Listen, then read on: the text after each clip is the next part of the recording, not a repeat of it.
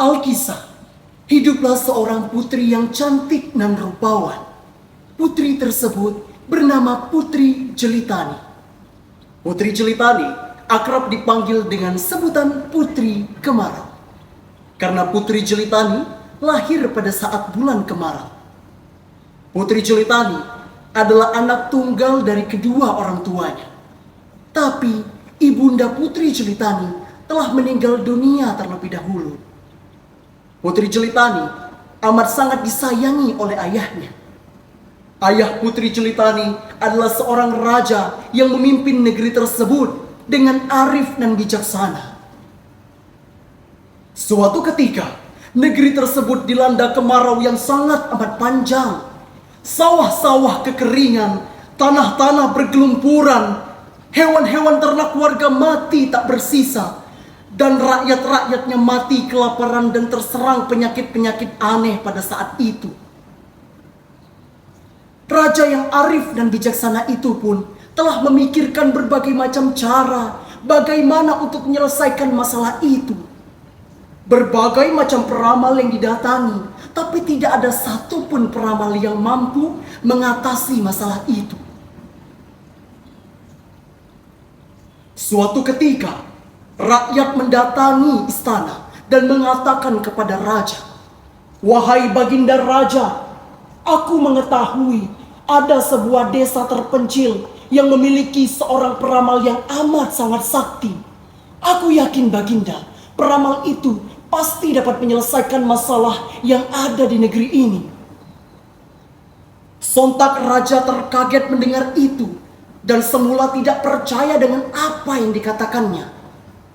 Lantas raja bersama dengan pengawalnya mendatangi desa terpencil itu.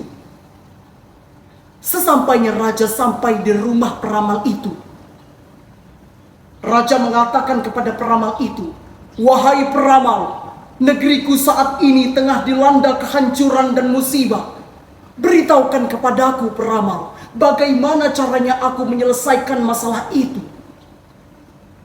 Lantas sang peramal pun mulai meramalkan apa yang dikatakan raja. Lantas peramal itu mengatakan kepada raja, "Wahai baginda, jalan keluarnya akan ada melalui mimpi putrimu, yaitu Putri Kemarau." Sontak raja semula tidak percaya dengan semua itu. Tapi raja berterima kasih kepada peramal itu dan kembali pulang bersama pengawalnya. Saat kembali di istana, raja melihat Putri Kemarau sedang duduk di taman. Raja menghampiri Putri Kemarau dan berkata, "Wahai Ananda, ayah telah menemui peramal yang amat sakti di sebuah desa terpencil, dan peramal itu dapat menyelesaikan permasalahan di negeri ini." Sontak Putri Kemarau yang awalnya duduk kini berdiri menghadap pekat mata ayahnya. "Ayahanda, sebaiknya kita tidak usah percaya dengan hal-hal seperti itu. Kita serahkan saja ayah semuanya kepada Tuhan yang Maha Kuasa untuk menyelesaikan semua permasalahan yang ada di negeri ini. Bukan percaya kepada peramal-peramal itu." Sontak sang raja pun kaget dan heran mendapati putrinya yang memiliki pemikiran cerdas seperti itu. Ayahnya pun telah berpikir bahwa dia telah melakukan kekeliruan selama ini dan tidak percaya kepada Tuhan yang Maha Kuasa. Lantas Putri Jelitani menyuruh ayahnya untuk mengumpulkan semua rakyat pada saat itu untuk berdoa kepada Tuhan yang Maha Kuasa untuk memberikan solusi dan jalan keluar untuk negeri itu. Telah berlalu doa-doa tersebut oleh rakyat-rakyatnya. Kini Putri Kemarau pun telah tidur, dan saat tertidur Putri Kemarau bermimpi. Dan dalam mimpi Putri Kemarau ada ibundanya yang mengatakan kepada Putri Kemarau, "Wahai putriku, negeri ini akan kembali aman, damai, dan tentram apabila ada satu orang gadis yang rela berkorban untuk menceburkan dirinya ke laut di situ." Lantas, dalam tidurnya, putri kemarau terbangun dan amat kaget mendengar hal itu. Sontak, putri kemarau menemui ayahnya. Seketika, putri kemarau berkata kepada ayahnya, "Wahai ayahanda, aku telah mendapatkan mimpi tersebut.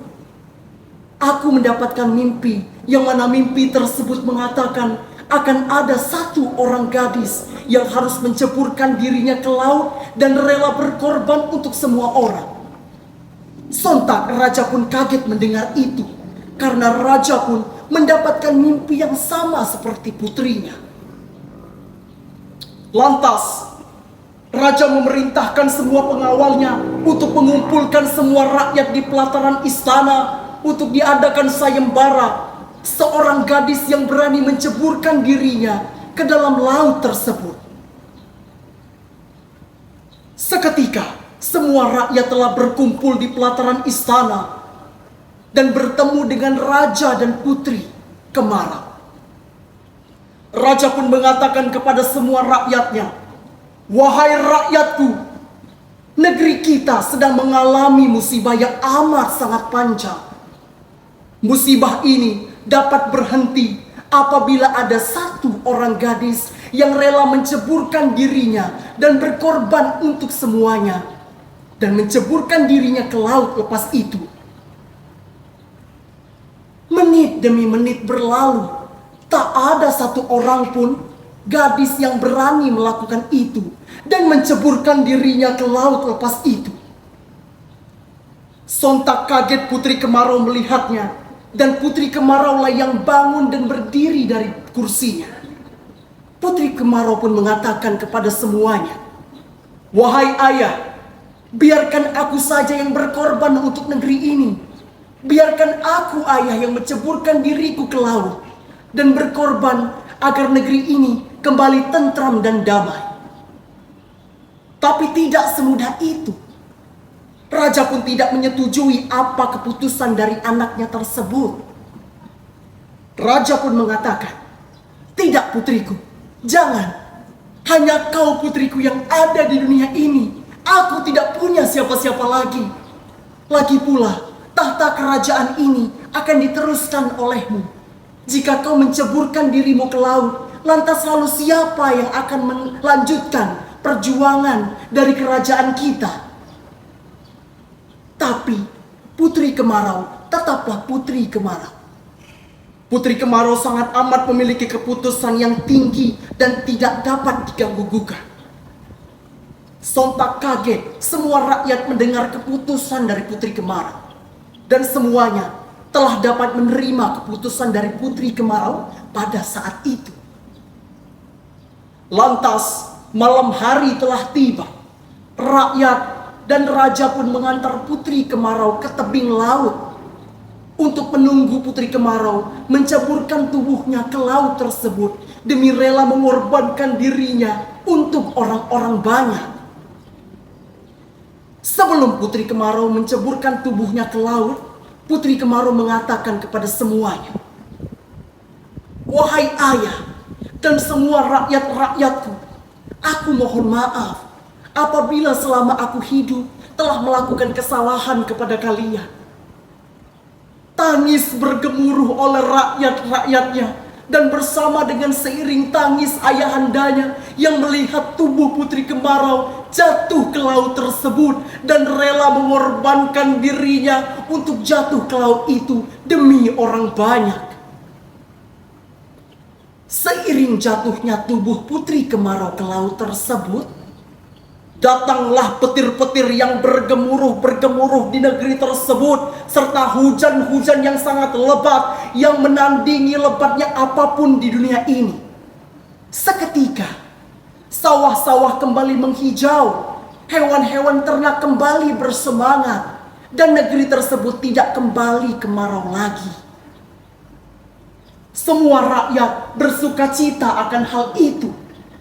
Tapi di satu sisi, raja duduk termenung melihat putrinya yang sudah menceburkan dirinya ke laut. Satu sisi, raja amat sangat senang dan bahagia bahwa negaranya sudah kembali tentram dan aman. Tapi di lain sisi, raja kembali termenung dan bersedih karena putri tercintanya telah tiada dan rela berkorban untuk negerinya demi keselamatan negeri itu.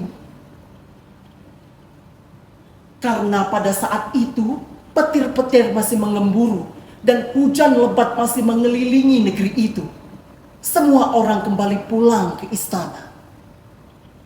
Sang raja pun kini telah berbaring di tempat tidur karena kelelahan. Tapi tiba-tiba raja mendengar bisikan gaib yang mengatakan, "Kembalilah kau ke tebing itu, ambil putrimu di sana. Putrimu telah menunggumu di sana." Sontak kaget raja mendengar hal itu. Raja tidak percaya akan hal itu. Tapi seketika raja terbangun dari tempat tidur dan menyeru semua pengawalnya untuk mengikutinya kembali ke tebing itu. Sesampainya raja di tebing itu, raja melihat berbagai macam tumbuh-tumbuhan yang hidup seperti sedia kala. Tapi lebih sontak kaget lagi, raja melihat putri kemarau tengah duduk di batu karang sambil membawa cahaya penerangan terhadap barunya negeri tersebut, barunya tentram negeri tersebut. Bahagia seorang raja yang tidak terbendung akan kembalinya putri kemarau ke negeri tersebut.